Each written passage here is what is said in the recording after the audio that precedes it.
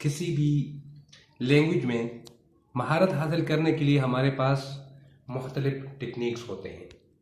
پھر جب ہم سنٹینس سیکھتے ہیں، اسپیچ سیکھتے ہیں، اس کے بعد ہم اس کو مختلف جگہوں پھر اپلائی کرتے ہیں. کبھی ہمیں بولنا پڑتا ہے، کبھی ہمیں تقریر کرنی پڑتی ہے. تو جہاں تک میری بات ہے، ابھی تک 20 سال ہوئے ہیں اور 20 سالوں سے کچھ زیادہ عرصے تک میں انگریزی پڑھا چکا ہوں اور مختلف جگہوں پہ باہر ممالک بھی رہا اور پاکستان کے تقریباً تمام جتنے بھی بڑے بڑے شہر ہیں اس میں پڑھا چکا ہوں. لیکن آج میری کلاس میں مجھ سے ایک طالب علم نے پوچھا کہ سر، اگر ایک ایسا تقریر بتائیں جس سے آپ بہت زیادہ امپریس ہوئے ہو. تو میں نے جواب میں کہا کہ میں نے بہت ساری تقاریر میں سن چکا ہوں اپنے جو پولیٹیشین ہیں، سیاستدان ہیں، لیکن میں جس تقریر کی ایکسنٹ سے اور جس تقریر کی سبجیکٹ میٹر سے میں امپریس ہوں تو وہ ایک انڈین برٹن ہے، ڈاکٹر شاشی. اور اس نے جس انداز سے وہ تقریر کیا ہے اور جس انداز سے اس نے حقیقت کی وضاحت کی ہے اور پھر دلائل کے ساتھ اس نے یہی کہا ہے کہ اگر آج برٹن ہے تو وہ صرف ہندوستان کی وجہ سے ہے. انہیں اس جتنی بھی باتیں تھیں بڑے وثوق کے ساتھ اور دلائل کے ساتھ اس نے جو کچھ بھی ہندوستان میں جو کچھ بھی ہوا ان سب کی وضاحت کی. تو یہ بہت انفارمیٹیو اور زبردست آرگومنٹیٹیو سپیچ ہے. تو آج اس ویڈیو میں چونکہ مجھے بہت پسند ہے، اس سے اسٹوڈنٹ کو بہت کچھ سیکھنے کو ملتا ہے، ایکشن کے حوالے سے، انفارمیشن کے حوالے سے، اور پھر جو آرگومنٹ وہ دیتے ہیں اس حوالے سے، اور پھر جو سننے والے ہیں وہ تعریف کے قابل ہے کہ انہوں نے جس انداز سے وہ دلائل سنے ہیں اور پھر انہوں نے جس انداز سے ان کو اپریشیٹ کیے ہیں، تو لگتا ہے کہ یہ واقعی سویلائز لوگ ہیں. لگتا ہے کہ انہوں نے اس بندے نے ان کے ملک میں رہ کر اور ان کے بیچ میں وہ سچائی کہہ دی اور پھر یہی سپیچ جو ہے وہ اس کو انعام مل جاتا ہے. تو یہ ہوتے ہیں کہ جو لوگ سویلائز ہوتے ہیں تو ان کے سامنے اگر ان سے غلطی ہو بھی جائے تو وہ پھر ان کو مانتے ہیں، اور وہ اگر وہ چاہتے تو اس بندے کو منع بھی کر لیتے، لیکن انہوں نے ایسا نہیں کیا ہے. تو یہ ہے سویلائزیشن اور یہ ہے بڑی دل کی باتیں. تو شروع کرتے ہیں اور آپ کے ساتھ یہ شیئر کرتے ہیں کہ آپ اس تقریر کو بار بار سنیں اور اس تقریر سے کچھ انفارمیشن بھی حاصل کریں اور یہ سیکھیں how to deliver a speech.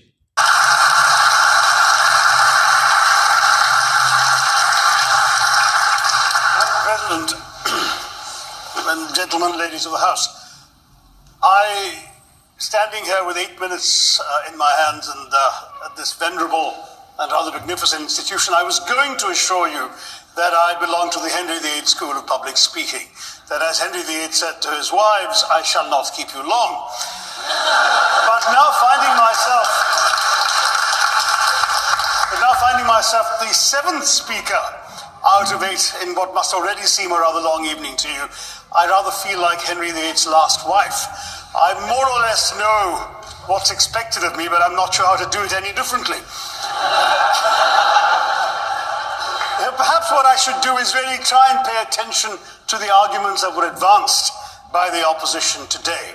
We had, for example, Sir Richard Ottaway suggesting, challenging the very idea that it could be argued that the economic situation of the colonies was actually worsened by the experience of British colonialism.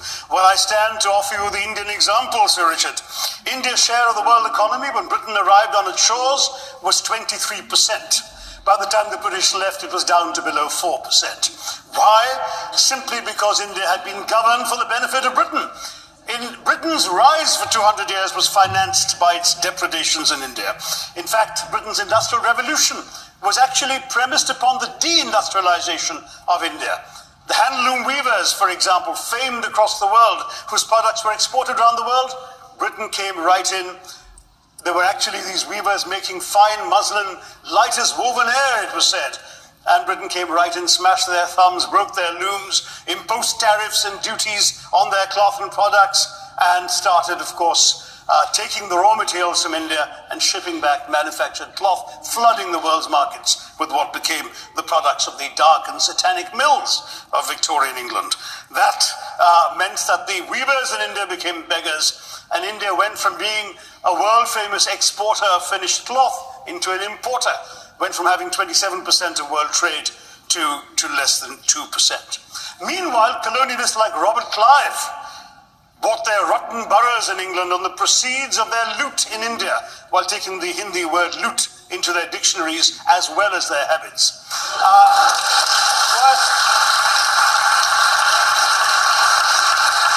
And the British had the gall to call him Clive of India, as if he belonged to the country, when all he really did was to ensure that much of the country belonged to him.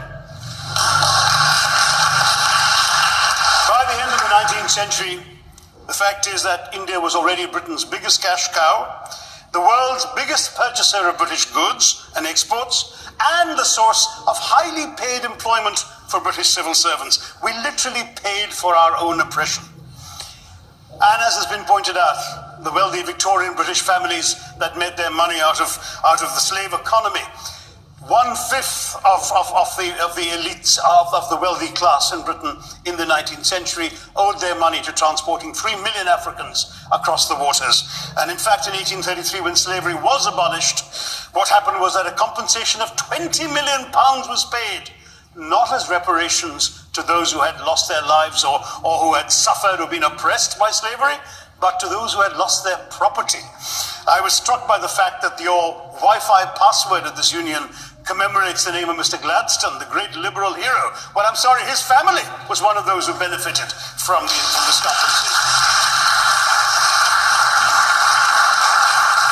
Staying with India, between 15 and 29 million Indians died of starvation in British-induced famines. The most famous example, of course, was the Great Bengal Famine during the Second World War, when 4 million people died because Winston Churchill, deliberately as a matter of written militant policy, proceeded to divert essential supplies from civilians in Bengal to sturdy Tommies and Europeans as reserve stockpiles. He said that the starvation of anyway underfed Bengalis mattered much less than that of sturdy Greeks. This is Churchill's actual quote. And when conscience-stricken British officials wrote to him, pointing out that people were dying because of this decision, he peevishly wrote in the margins of the file, "Why hasn't Gandhi died yet?"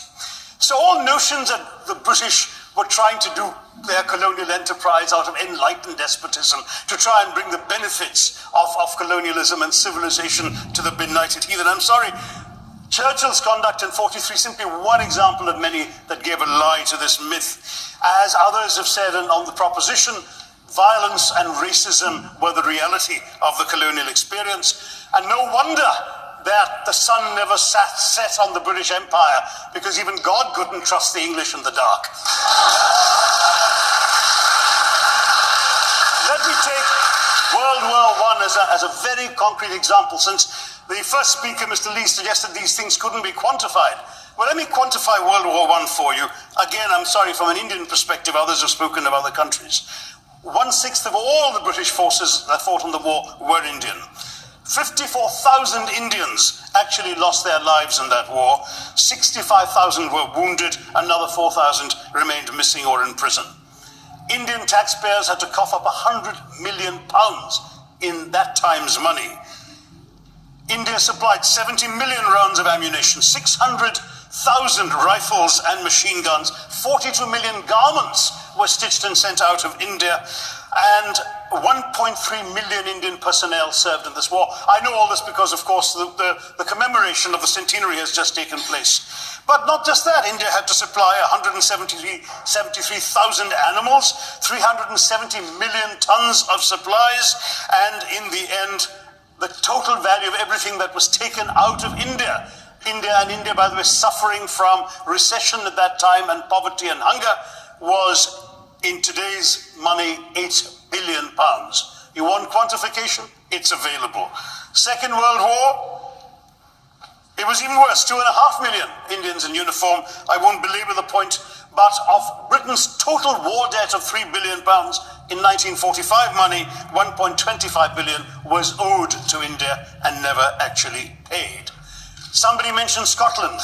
Well, the fact is that colonialism actually cemented your union with Scotland. You know, the Scots had actually tried to send colonies out before 1707. They'd all failed, I'm sorry to say. But then, of course, came union, and India was available, and there you had a disproportionate employment of Scots. I'm sorry, Mr. Mackenzie has to speak after me. Engaged in this colonial enterprise as soldiers, as merchants, as agents, as employees, and the earnings from India is what brought prosperity to Scotland, even pulled Scotland out of poverty. Now that India is no longer there, no wonder the bonds are loosening. Now, we've heard other arguments on this side. There's been a mention of the railways.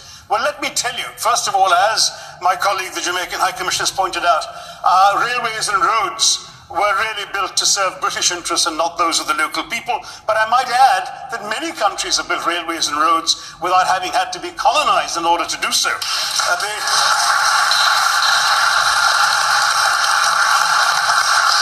They were designed to carry raw materials from the hinterland into the ports to be shipped to Britain. And the fact is that the Indian or Jamaican or other colonial public, their needs were incidental.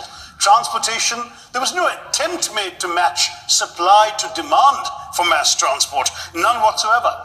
Instead, in fact, the Indian railways were built with massive incentives offered by Britain to British investors, guaranteed out of Indian taxes paid by Indians, with the result that you actually had 1 mile of Indian railway costing twice what it cost to build the same mile in Canada or Australia, because there was so much money being paid in extravagant returns. Britain made all the profits, controlled the technology, supplied all the equipment, and absolutely all these benefits came as private enterprise, British private enterprise, at public risk, Indian public risk. That was the railways as an accomplishment. We're hearing about aid. I think it was again Sir Richard Ottaway who mentioned British aid to India. Well, let me just point out that British aid to India is about 0.4% of India's GDP.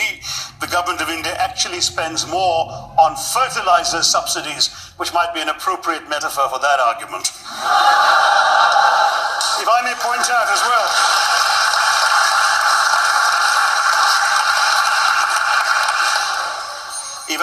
out as well, that as my fellow speakers from the proposition have pointed out, there have been incidents of racial violence, of loot, of massacres, of bloodshed, of transportation, in India's case, even of one of our last Mughal emperor. Yes, maybe today's Britons are not responsible for some of these depredations, but the same speakers have pointed with pride to their foreign aid. You're not responsible for the people starving in Somalia, but you give them aid. Surely the principle of reparations for the wrongs that have been done cannot be denied. It's been pointed out, for example, the dehumanization of Africans in the Caribbean, the massive psychological damage that has been done, the undermining of social traditions, of property rights, of the authority structures of these societies, all in the interests of British colonialism. And the fact remains that many of today's problems in these countries, including the persistence, in some cases the creation of racial and ethnic and religious tensions, were the direct result of the colonial experience. So there is a moral debt that needs to be paid. Someone challenged reparations elsewhere. Well, I'm sorry, Germany doesn't just give reparations to Israel. It also gave reparations to Poland. Perhaps some of the speakers here are too young to remember the dramatic picture of Chancellor Willy Brandt on his knees in the Warsaw Ghetto in 1970. And there are other examples. There is Italy's reparations to Libya. There's Japan's to Korea. Even Britain has paid reparations to the New Zealand Maoris.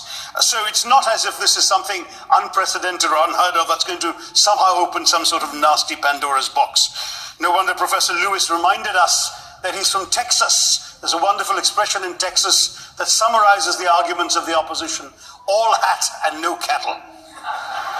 Now,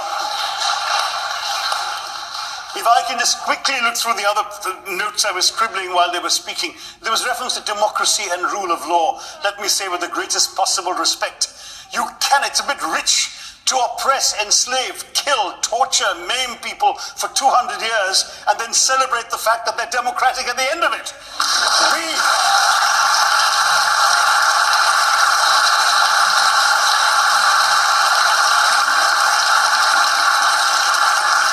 We were denied democracy, sir. We had to snatch it, seize it from you.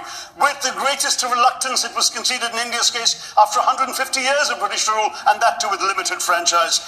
Yes, indeed, ma'am. The opposition spoke quite highly of Greek and Athenian democracy on which the West should pride itself, and spoke of liberty and equality in that same name. The Athenian democracy was only functioning because of the slave society on which it was built. That's the nature of colonisation. All right, I don't think that needs contradiction, not from me at any rate. But if I may just point out, I think the argument made by a couple of the speakers, the first speaker, Mr. Lee in particular, conceded all the evil atrocities of colonialism, but essentially suggested that reparations won't really help, they won't help the right people, they'll be used as a propaganda tool, they'll embolden people like Mr. Mugabe. It's always nice how in the old days, I'm sorry to say that the people of the Caribbean used to frighten their children into behaving and sleeping by saying Sir Francis Drake would come after them. That was a legacy of that. Now it's Mugabe will be there. So this is the new sort of Sir Francis Drake of our times. The fact is very simply, sir, that we are not talking about reparations as a tool to empower anybody. They're a tool for you to atone for the wrongs that have been done. And I am quite prepared to accept the proposition that you can't put a monetary sum on the kinds of horrors people have suffered. Certainly no amount of money can expiate the loss of a loved one, as somebody pointed out there. You're not going to be able to figure out an exact amount, but the principle is what matters. The fact is that to speak blithely of sacrifices on both sides, as an analogy was used here, a burglar comes into your house, ransacks the place, stubs his toe, and you say, well, there was a sacrifice on both sides. That, I'm sorry to say, is not an acceptable argument. The truth is that we are not arguing specifically that vast sums of money need to be paid. The proposition before this House is the principle of owing reparations, not the fine points of how much is owed, to whom it should be paid. The question is there a debt? Does Britain owe reparations? As far as I'm concerned, the ability to acknowledge a wrong that has been done, to simply say sorry, will go a far, far, far longer way than some percentage of GDP in the form of aid. What is required, it seems to me, is accepting the principle that reparations are owed. Personally, I'd be quite happy if it was £1 a year for the next 200 years after the last 200 years of Britain and India. Thank you very much, Madam President.